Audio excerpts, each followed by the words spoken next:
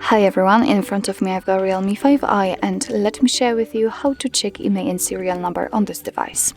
So actually we've got two different options, two different ways to check those numbers. The first one is using a secret code and the second is using the settings, and of course I'll show you both.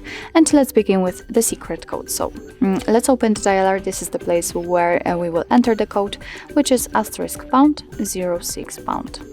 And as I said, by this code we are provided with both IMEI numbers of this device.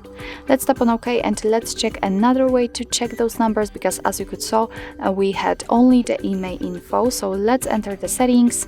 Let's scroll down to the very bottom and find the About phone. Let's tap on it, and here we have to scroll down to the status.